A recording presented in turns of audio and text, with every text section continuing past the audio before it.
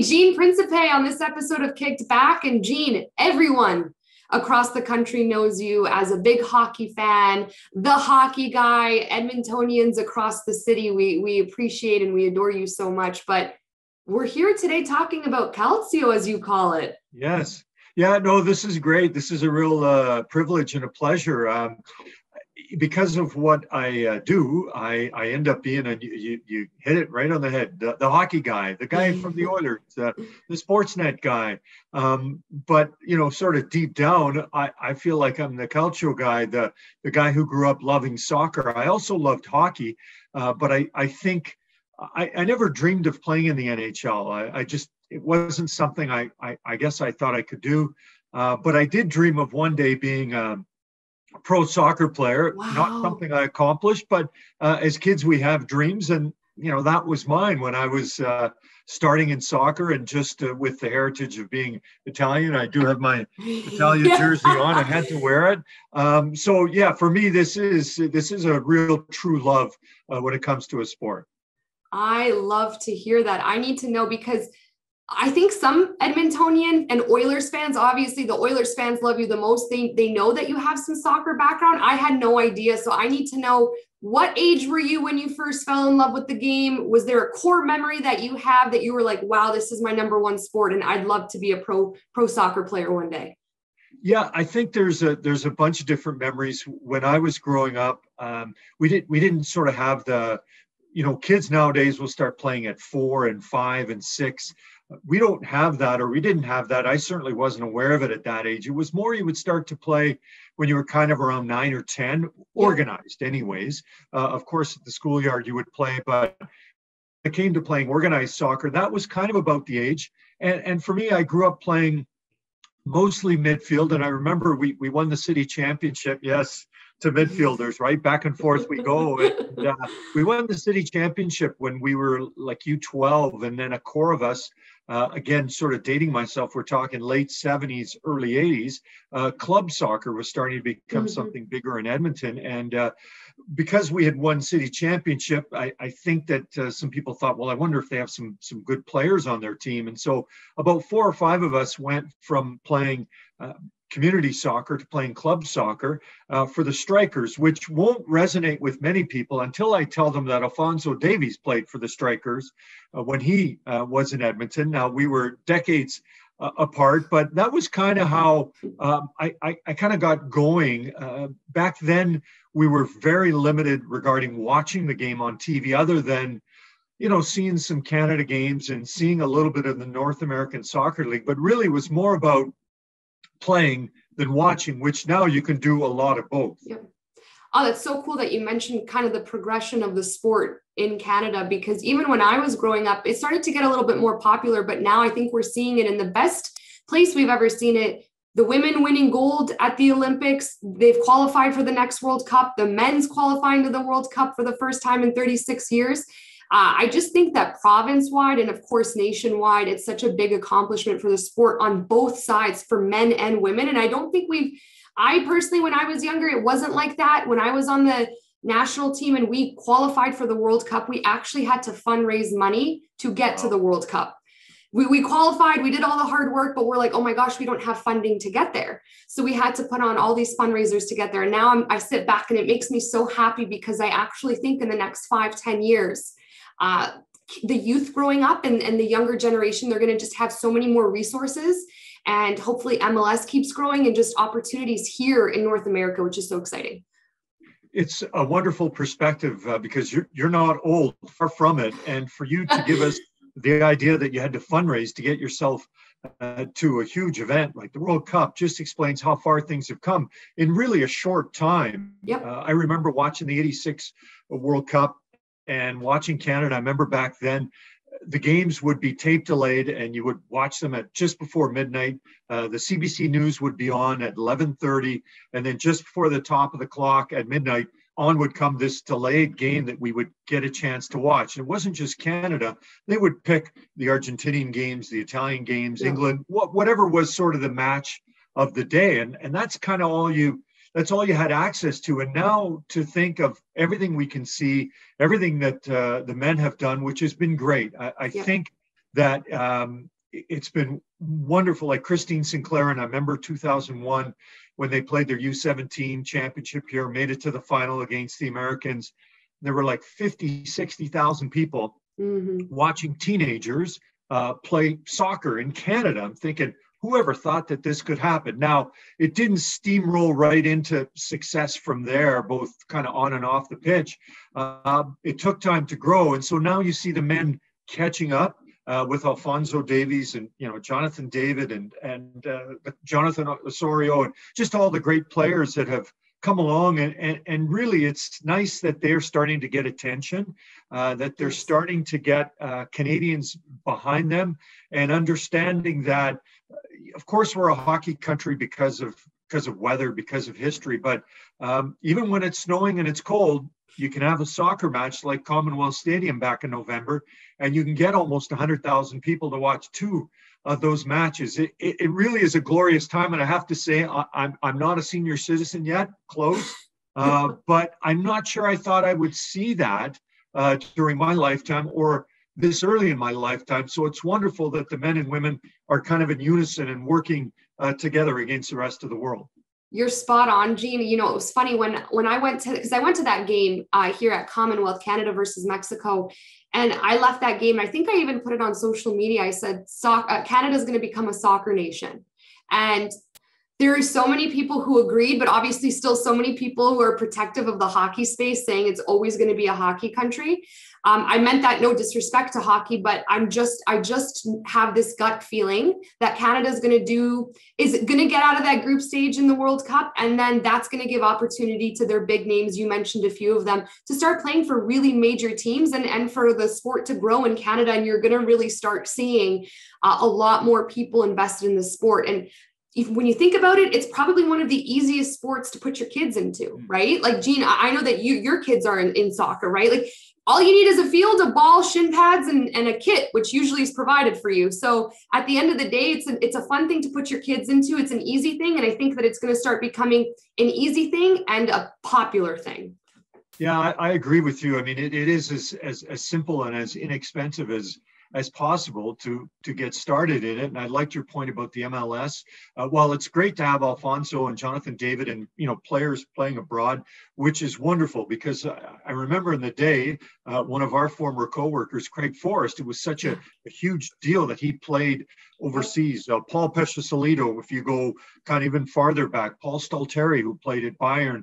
I mean, it was like, oh my gosh, you got a Canadian playing over there. And now we're starting to go, oh, wow, there's Canadians playing over there. And I remember Joey Votto, just to segue to baseball, and he said one of the big things for him was for people not to say he was a great Canadian baseball player, for them to say he's just a great baseball player. And I think that's where we're getting with soccer. It's not, oh, he's a great Canadian soccer player. He's just a great soccer player. And the MLS is a huge part, of course, of the growth. And then the local league, the CPL across Canada, just giving kids a chance, a belief that I can play. And once I start playing, who knows where it can go and how far it can go. And just having those dreams for kids, that it is a possibility, when at one time, I'm not sure you could dream it, but I don't know if you could live it. And now I think you can do both. And I think that Alphonso Davies is just such an incredible example of that. Obviously, starting out here in Edmonton, going to the Vancouver Whitecaps, signs this unbelievable, unheard of deal to go to Bayern Munich. And when you speak about not only saying that he's the best Canadian soccer player, but I consider him to be the best player in his position in the world right now. And if people don't agree with that, he's at least in the conversation for top 3 players in his position in the world right now. If anyone watched Bayern Munich play Barcelona the other day, he was one of the best players on the field, not even just for Bayern Munich. Like, he was one of the best players on the field. So I think, and they're not taking on a little club. They're taking on one of the big guys in La Liga, right? So I think I sit back and I get so excited about this World Cup every time I think about it, because we have the big names like Davies. I also think that there are a lot of hidden gems. Buchanan, Larea, Kyle Larin. These are guys, a couple of them play for Club Brugge, who are playing Champions League soccer right now. And I just think that if they can get out of that group stage, they're just going to put such a big spotlight on Canada. And we've seen crazy things happen in these tournaments before. There was one Euro Cup when Iceland went on that run. You remember that? Yeah, yeah. So it's I agree with you, and you're right about Alfonso. I mean, I know he plays on one of the top 5 clubs in the world, but to think of what he's done, where he's come from, the background of moving to Edmonton at 5 years of age from a refugee camp, and getting taken in by the community and playing local soccer, Whitecaps, Bayern, Canada.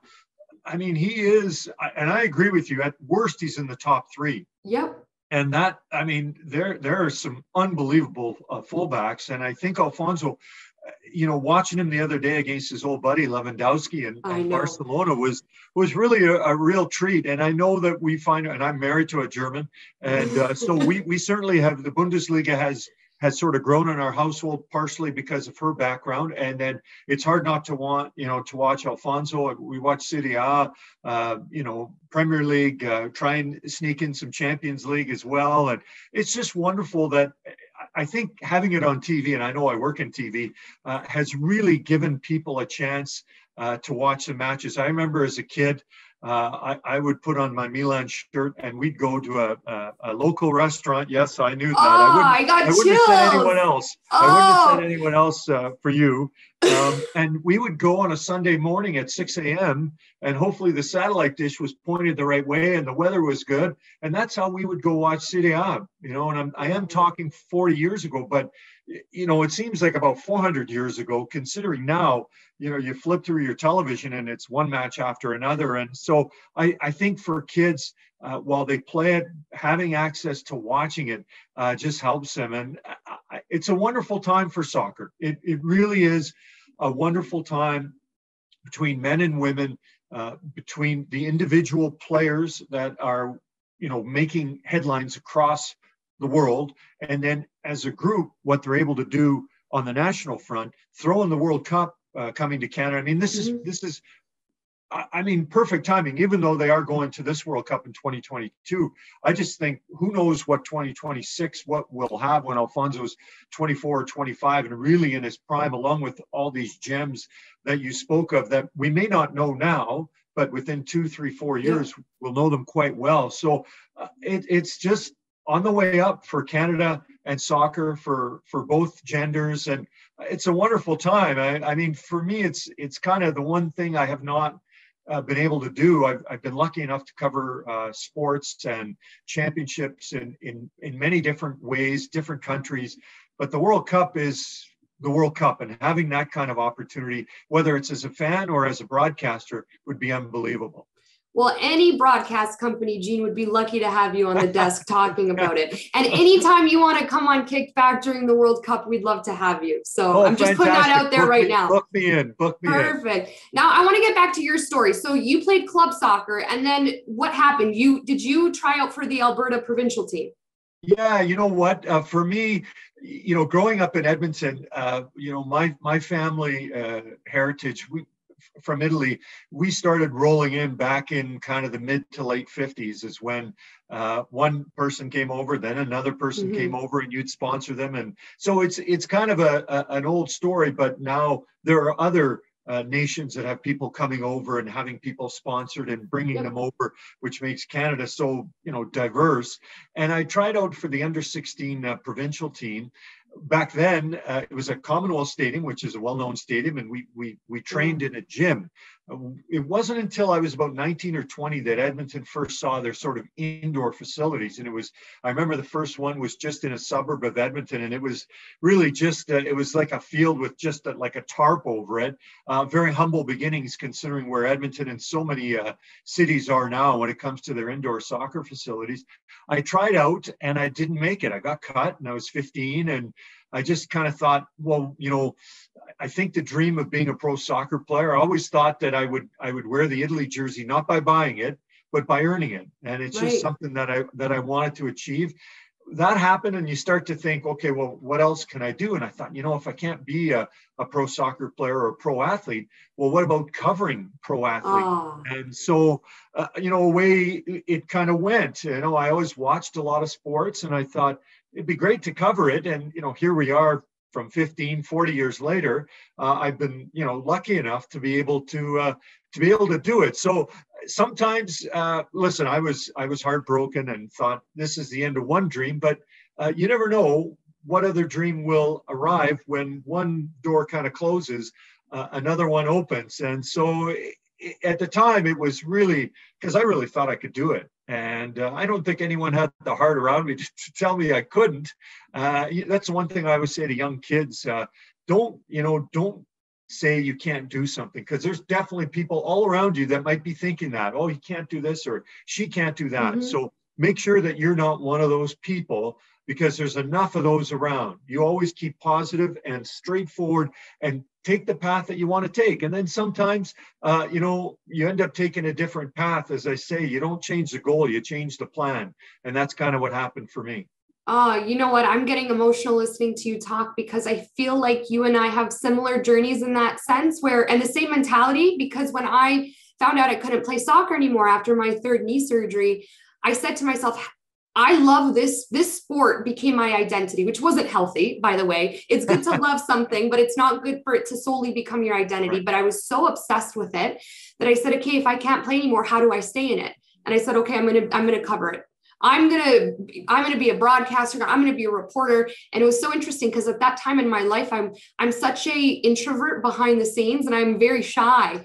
And everyone around me is like, there's no way you would go on TV. There's no way you do interviews. You don't even like to get interviewed. Right. And I'm like, it was such a cool transition in my life, Jean, because it pushed me out of my shell. It really kind of forced me out of that box that I knew for 21 years of my life, and forced me to go in a different direction. And of course, that injury was heartbreaking, and losing soccer in that sense was extremely heartbreaking for me for about a couple of years. But I said now that detours are obstacles in the right direction, because maybe I wasn't supposed to play soccer, but now it propelled me into a very cool career that I had at Sportsnet, and now creating content here with Kicked Back and really kind of dominating that digital space, which is so important. So it's just very interesting what life has in store for you. And I'd say the same thing to kids, don't get down on yourself. And if something happens out of your control, which that's life, you can't get down on yourself. You got to just be like, okay, what else is there that I can do? Be open to an idea that you don't necessarily think is right for you, and challenge yourself, because cool things come from it. And I admire that about you, Jean, because I know that that's not easy in the moment. I can imagine being, not chosen to be on a squad, and it was your dream and you love the sport so much, but you found, look at the career that you've had. Well, yeah, it's funny, as I get older, I'm really into sort of mantras and themes and mottos and sort of catchphrases, which when I was younger, I'm not sure if I thought they were hokey, but I didn't sort of grasp onto them. And now I coach my daughter's team, and I know some of them kind of roll their eyes, but they say the harder the climb, the better the view. And so if that's the case, then you do have to go through some hardships, some things that break your heart, some things you don't expect, things you don't plan for. And so then you have to readjust and figure out, well, okay, that hasn't happened for me. Plan A isn't happening. Maybe plan B is not even happening. Now I need to go to plan C. And there is a way that sort of life works itself out when you have the passion, the talent, the skill that you had on the pitch. And then you prove to yourself and your close family and people who watch you that, I can do something else. And I know injuries have ruined many great careers. And I know that unfortunately occurred to you, because who knows where you'd be and what you'd be doing and what events you'd be preparing for with the women's national team. But this has worked out pretty darn good.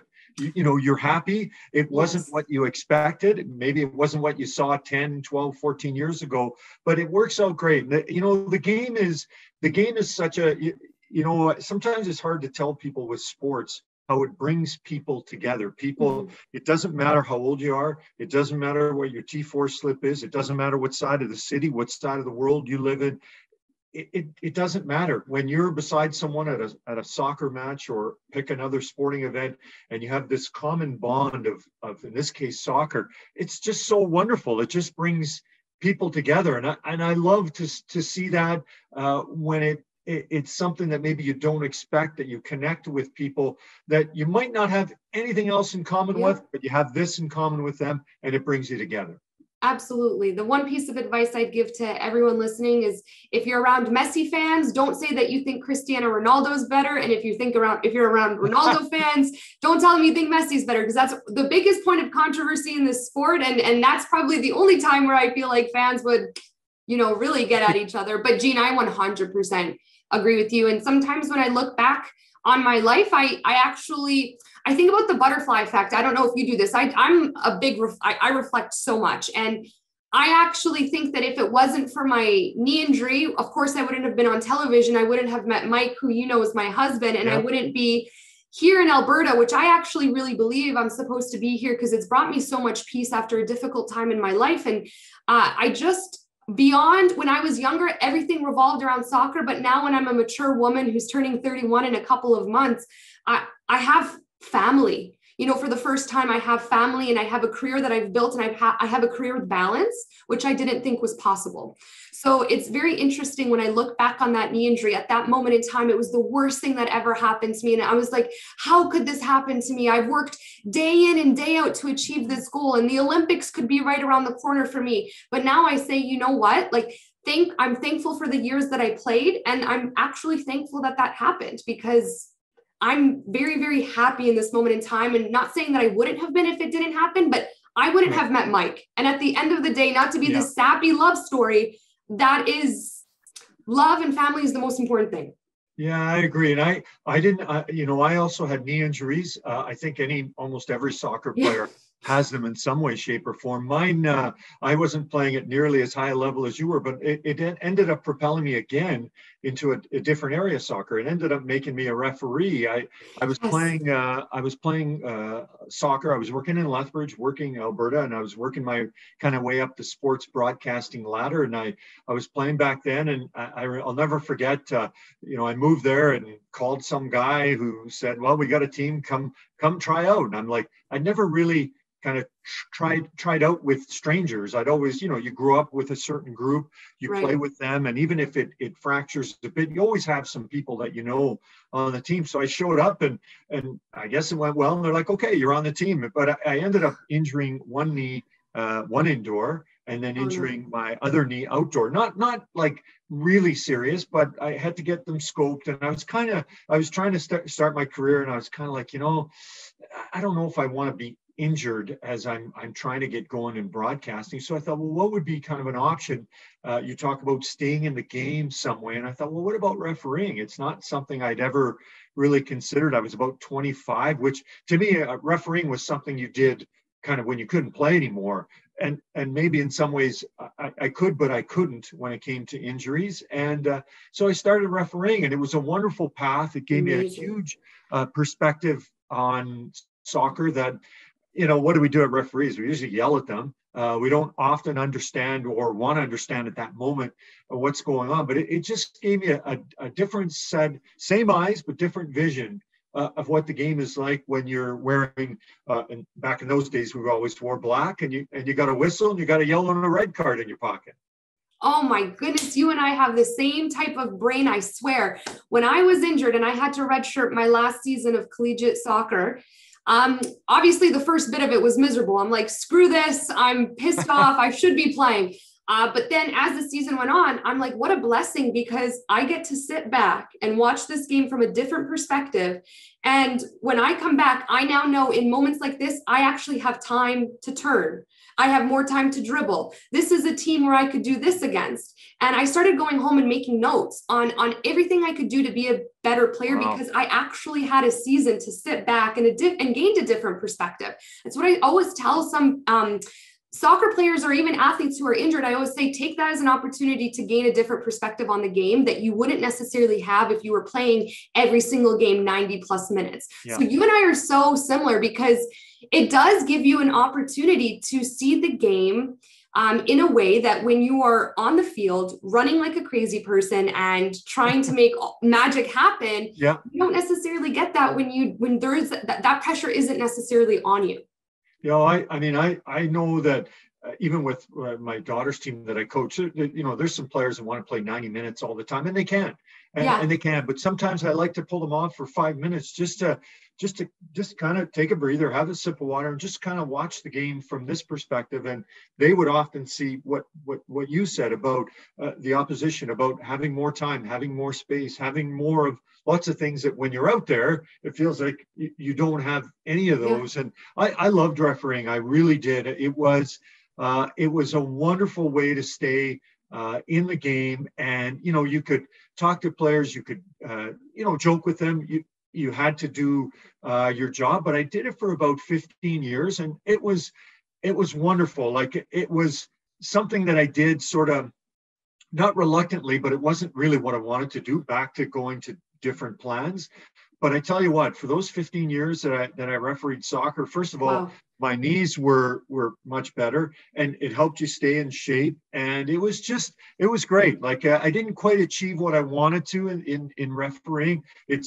It's one of my only sort of soccer regrets, is that I didn't quite get to where I wanted to go, but I got pretty close, and I was happy that I at least tried to get there and was able to enjoy soccer in a different way. And even though I tend to still kind of bark at the referees a bit, I usually now bring it down. The Italian blood doesn't boil. But I think when you referee, usually that makes me stay quiet. Gene, what was your dream scenario with being a referee? You know what? It was to be a national referee. Because I started at 25, and my number might be a bit off, but there was a cutoff still maybe where at a certain age you could no longer be a FIFA referee. And I thought the way I was progressing, that getting to FIFA was going to be difficult, but I really wanted to get to national. So I got to the national nominated program, and I would say my first son or second kid was born. I would say it was about 15, 16 years ago. So it must have been my last one was born. And I went to a camp out in Kitchener, and we did, a lot of sort of team building. And then at the end, we had to write a test. And the test, you had to get 85%. And I got 80%. And I was about 36 at the time, so just under 20 years ago. And it was really demoralizing, because refereeing back then, you kind of went level 3, level 2, level 1, nominated national, and then up to FIFA. FIFA would have been like the cherry on top. For me, getting to national would have been like, okay, I got where I wanted to go. So I failed the test. I'm mid-30s. We have 3 young kids. At that point, I'd started covering the Oilers and traveling. And so I had to wait 2 years to write the test again. So that was something I was thinking, do I want to wait 2 more years? And at that point, my broadcasting career was starting to grow with Sportsnet. I was doing a lot of traveling. As a result, I missed some assignments. I just couldn't go. They'd say, we need you to be at this event, this match, this day. And I'd be like, sorry, I can't go. I'm going to be out of town. So after about, I think I missed about 3 assignments in about a 6-month period. And I got the see you later letter. It was kind of like, hey, listen, I can't remember the wording, and it was really disappointing. And it's the only really, like, I kind of been able to do everything I want. I never made every team I wanted to make, but it's somehow, some way I found enough sort of success to go, oh, I'm happy with that. That's the one spot I was kind of close, and I just couldn't make it. It was time-wise, that test was a big difference maker. That 5% was huge. And I remember you could appeal. Right, because so many of the questions were situational, and as we say in the referee world, there's the laws of the game and there's the spirit of the game. And so there were some instances where you could kind of be wrong but right. So I remember appealing, and I think they added like 2%. I was so close. I thought, guys, gals, can you not? Like, I always thought, and this is very selfish, I thought, I've been in this program refereeing for, at that point, 10 plus years. You're going to say no because of 3 or 4 or 5%? No, like, I agree with you, though. I thought, I agree with you. But selfishly speaking, that's the way I saw it. So anyways, then I refereed a bit more. And then I kind of went, I started, my cousin was playing. And so I thought, you know what, I'm going to start playing again. So I played from about 35, 36 to late 40s, 50 or so. And so I still might come back and play, but anyways, yeah, that's a long answer to not quite achieving something. But as I continue with my sort of mottos, the road to success is paved with mistakes well handled. And so that was kind of a mistake on my part. I wasn't able to pass the test, and I wasn't able to get to where I wanted to be. But you learn from your failures, sometimes better than your successes. So despite my long answer, I'm okay with it. I wish it'd been a bit different, but that's all right. That's part of life. Oh, Gene, I could have a conversation like this with you all day. We talk about perspective. Me listening and hearing that story for the first time, I actually think you achieved a lot. 15 years as a referee. Oh my goodness. That's a long freaking time. And to even get to the test and then to be snubbed 3% at the end of the day, which I do think that you should have had some type of like, hey, this is like my clout card that I've been here for so long, help a brother out. I do think that should have been issued to you. But, one of my favorite sayings, and whether people agree with this or not, I do think things happen for a reason. So maybe you were meant to be sitting in a car with Connor McDavid, the best hockey player in the entire world, talking to him, right? So you don't know, maybe if your referee career ended up happening, you thought that it would go really far, but something happened in between and this door opened and, you're hanging out with some of the top hockey players in the world, right? I agree. I think when things don't go the way you want, of course, there's that sort of personal mourning period of course, whether it's a week, a month, however long it takes you. I'll never forget. I got the letter, and my uncle came over to visit as we had our third child, and I got the letter, and my wife said, "Don't open it, like just because they're coming over, and just in case, even though I think you passed." And I was like, no, I got to open it. And I remember opening the letter and then sitting there through about a 2-hour visit going, it's my own home, but this is the last place, I want to be. But, I think one of the things to follow up on your point, while I didn't get that 3% and I didn't achieve exactly what I wanted, one of the great feelings I ever received through refereeing is, and I still get it to this day, a little less and less, but, a player will come up to me that I used to referee and say, you used to referee me. I liked you as a referee, or I think you did a good job, or you were pretty good at whatever it might be. They're not saying I'm the best ever, but just a tiny compliment, as I'm sure, people who would run into you from your soccer past would say, oh yeah, I remember. Yeah, you're a great player. Like it, did you get where you wanted to fully? No, because of injury, but still makes you go, oh yeah, right. I was pretty good at that. I could do that. I was a darn good soccer player. So little victories sometimes within sort of bigger defeats. Gene, you know what? It makes me smile because you love the sport so much. And I know exactly what you're talking about. I would talk to old coaches and they would remind me about certain things that I did on the field, or stats or awards that I achieved. And I think because maybe I tried to close that door so quickly in my life when soccer was so quickly taken away from me, I almost kind of like didn't want to think about it anymore. But now that I'm older and I've accepted the whole situation, I think back and I'm like, you know what, we accomplished a lot, and not only accomplished a lot, but I don't think people realize, and this could go for any athlete in any sport, any career type, really, how much work is done in behind the scenes. There's just so much that goes into it to try and be successful. Like when I look at Alphonso Davies, I'm like, the grind he's had to have for his whole life is, and how much he's had to commit to his craft and eating and working out and dryland training and injuries and just hydration, you name it, he's on top of it, right? So I completely understand, and I'm sorry that it ended for you, but again, I do think you are supposed to be right where you are right now, and that's the beauty of life. Yeah, I'm with you, and I look at Alfonso, and he's just a shining light for this country. Doesn't matter how old you are. Doesn't matter if you've kicked one soccer ball or 1,000, whether you're a girl or a boy. I just think that he's such an inspiration, and he's not the only one, but I think maybe because, we're located in Edmonton, he is our biggest one because of what he's done. And, I remember my son was just a little bit older than him, and his his then coach, who's now his sort of family advisor, agent, we used to play against them all the time. And Nick and I are buddies now, and we keep in touch. And it's a wonderful community.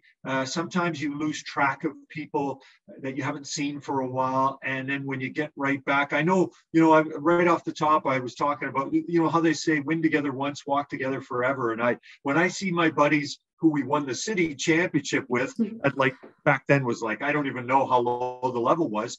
Every time I see them, it's the first thing that comes to mind. And I love it when my kids are with me. They're now young adults, and they say, Dad, how do you know that guy? And I say, well, that guy, when we were 12 or 13, we won a city championship together. And I said, here we are 40 plus years later. And it's kind of the first thing, and it's a great memory to have. You don't think about that then, but as you get older, you think about all the people that you've met, friends that you've made, and just the experiences that you've had thanks to the beautiful game.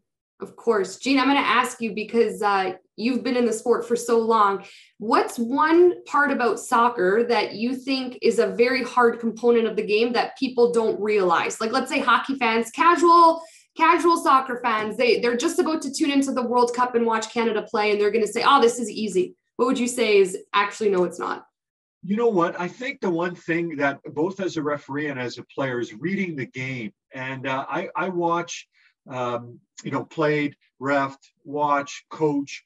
And to me, the special players are, if not one step, maybe 2 or 3 steps ahead. And I think that's one of those things, we talk about Connor McDavid, is being able to, especially in soccer, when you got such a huge pitch, for you and your mind to be ahead.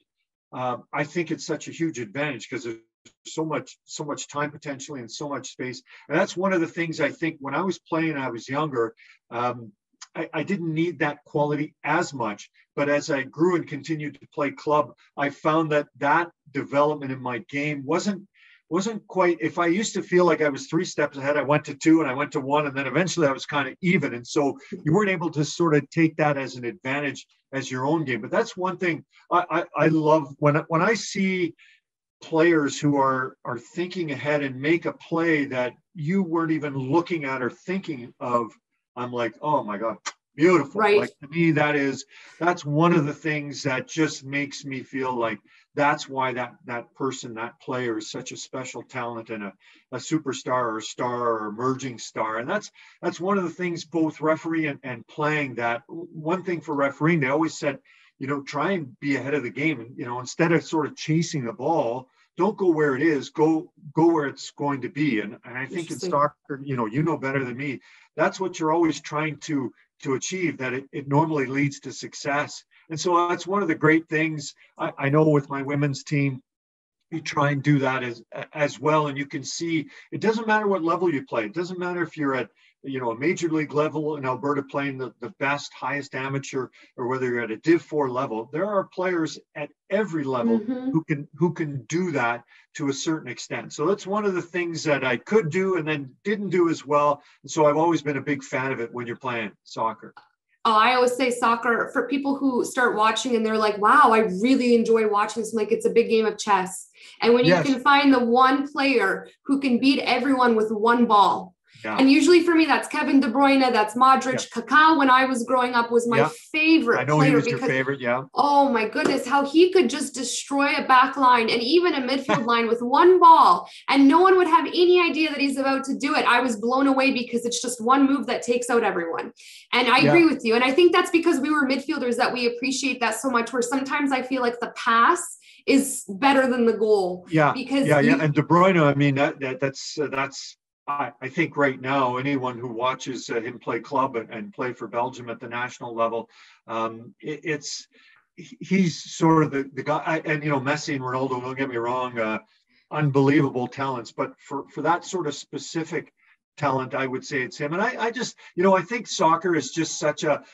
I know you're of a Polish background, and I remember the World Cup back in 78 or 82. Boniek was was a huge player. And, we couldn't, unfortunately back then, you couldn't see someone and then Google them to find out more. You just, a lot of your learning was by watching. And I remember my dad, God bless him, I would sit on the couch, watching TV, and here's this, old Italian immigrant who who worked with his hands his whole life. I remember my dad, he would always show me his hands and say, I don't want your hands to look like this. He said, I want you to have a shower before work. I don't want you to have a shower after work. He wanted me to have the kind of job where, Yes. you'd wear a tie or a suit or, Yes. some kind of a clean job, for lack of a better term. There's lots of people who are successful that shower after work, but Of it was course. just something that sort of caught my attention. He didn't want me to have to do all the hardships and all the work that he put in. And I just remember when I would lay on the couch, he goes, Mom, what are you doing? That's all you do. You're watching the TV. And I said, well, Dad, one day I want to be on TV, bye. And so anyways, it was a real bond for me and my entire family, but especially with my parents. It was really a connection with my wife being German. Anytime Italy and Germany would play, she'd go off. Oof. She'd either stay home and watch it, but I would always go to my parents and they'd fry up some sausage and peppers and we'd have a nice plate of pasta and we sit there and watch the game together. So it ends up being more than just a sport, right? It's a connection. It's something that you build memories of, and now I try and do that with with my kids, so that as they get older, I remember when we used to do this with Dad and Mom. So that's why sports to me. I mean, I love it. It's how I make my living. But even if I wasn't on TV making my living talking sports, I'd be doing virtually everything I do away from the TV, still in the same fashion. I love how you bring up family because it's so true. Whether two people in the household support different teams, which is usually my dad. My dad's the biggest Liverpool fan. Obviously, I'm an AC Milan fan, and it just brings everyone together in front of a TV. Usually for me growing up on Sundays, Serie A was on every Sunday, all day. I didn't move from my couch. It was usually my day off of provincial soccer. So it is so true how it just brings everyone together. Jean, before I let you go, you're wearing an Italian jersey, but Italy did not qualify for the World Cup. Oh, last but not least, hey. What are your thoughts? Oh, man, that has been, from what they always say in sports, as you know, right? Don't get too high, don't get too low. We had the high of the Euro, and it was wonderful. In fact, I always, if I'm having kind of if I need a little push, a little inspiration, one of the qualifying matches or during the Euro, I was able to tape the national anthem, Italy. And that's one thing I love about soccer. It's how they play the national anthems before they go on the pitch to play for real. And I think there's no greater inspiration. And I should say, I am born in Canada, but raised Italian. And so sometimes my kids are like, Dad, you're a Canadian. I go, I know that's what the birth certificate says. But thinking back to coming over here, I mean, that's how we talk. That's how we ate. That's how we grew up. So I'm part of both, but I have the national anthem recorded on my phone. And when I'm a little bit, not down, but I need a little push, a little pump, I just play that back and I'll play it a couple times, 3 times, however many times, I need it. So that was the high. And then unfortunately that, they had things in qualifying, everything seemed to be under control. And then it doesn't, and then Macedonia rolls in and they score. Madonna. Unfortunately, to go 60 years and not miss the World Cup, and then to miss 2 in a row is just. I mean, the odds would have been 1,000,000 to 1. So, thankfully, it's funny. Sometimes people will say, "Oh, are you excited about the World Cup?"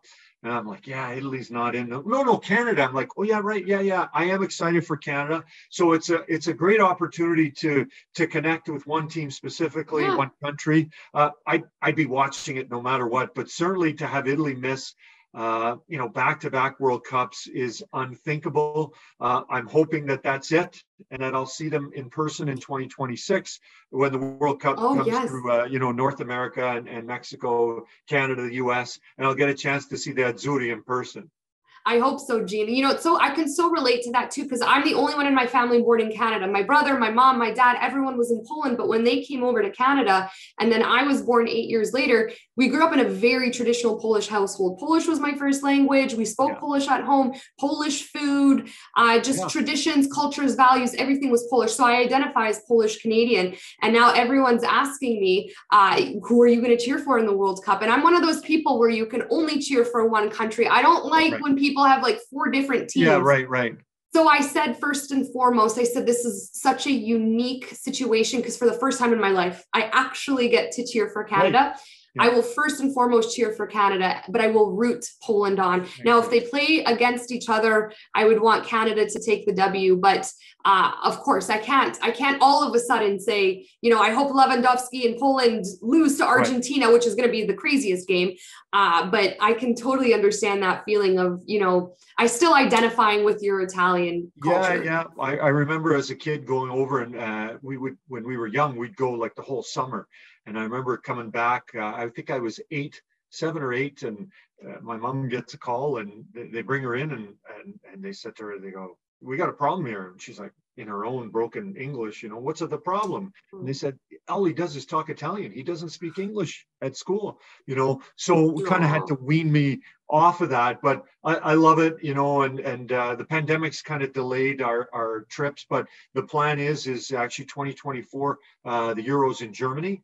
And with my wife's German background, she got lots of family there. That's perfect. That's the plan. I've watched lots of soccer, and I've seen some in person, but I haven't kind of reached that highest level or levels of the Euro and the World Cup in person. So that's a nice step for us to sort of dream of in about, a little less than 2 years. I'm so excited for you. Germany always has such a solid team, so I'm happy for your wife. Some of the best players on Germany were Polish. I can't believe Poland denied Klose, Podolski, but that's neither here or there. Yeah, that's why I know, always you're right about that. I always root for Germany because they have, first of all, they're just an unbelievable footballing country. Yeah. Like, honest to God, I even think that this year they're not talked enough about what they could potentially do in Qatar. But I'm excited for your wife because I think that she's going to have a nice time watching the German team play. Yeah, and I'll definitely be sort of cheering them along to support her, as she used to say, because we never watched matches together, because she said to me, she goes, "When Italy plays Germany, you're not only a sore loser, you're a sore winner." She goes, "Well, I cannot be around you because no matter what, you're going to kind of, be the way you are." I said, okay. But anyways, 25 years of marriage, we've been able to get through the soccer matches and continue and move forward. I love it. Last question for you, Gene. One hockey player in the NHL, which one do you think would succeed the most as a professional soccer player? Ooh, that is a great question. Well, I have seen some video of Matt Zuccarello. Okay. Who's been in the league for a long time, and I think because of his background, European background, he would be fantastic. I used to pull for a guy who played locally, Fernando Pisani, who had a wonderful run with the Oilers back in 2006. Fernando was a wonderful soccer player, and I think he had the potential to be a pro. I don't know how far that pro level would have taken him. I mean, listen, I watched Connor McDavid on skates, and I think, what would he look like as a fullback or a winger with the ball slid through, going in on goal? I mean, I nowadays, here's Carolyn, I promise I'm going to stop talking. One of the beautiful things that I know you enjoy and I enjoy is how soccer has become such a warm-up sport for hockey, and and to see them play always, and you've got people of all nationalities, and I must finish with this. I've seen Leon play in that warm-up. And I think Leon, as like a center striker or a center fullback, I don't think I'd want any part of him. Very big, strong, physical, could hold the ball, could protect it. And I think his right foot would be a wicked weapon. So I'm going to go with the German, considering how great Germany is. Let's go with Draisaitl, who would make a hell of a soccer player. You and I are on the same wavelength. That's exactly who I would pick. And I just see him in that typical number 9 role bulldozing. Like, I almost see him as like, not like quite like an Erling Haaland, but maybe like almost between a Haaland and a Benzema, because he's got like athleticism and he could just be like a power forward. But and there's just something about the mean mug that Draisaitl has that'd be ultra intimidating. I like it. That's a good way to put it. He definitely has that for sure. I love it. Gene, thank you so much for your time. Your wisdom, your knowledge, your kindness is appreciated so much. I can't wait for everyone to listen to this story that you have. And please, anytime you want to come back and talk soccer, if your wife wants to come on the show and you guys can talk about Germany, please, I'd love it. We just, like I told you, the whole Salami family, we adore you. So thank you. Well, thank you, and it's great having you. What the East has lost, the West has gained with you moving out here.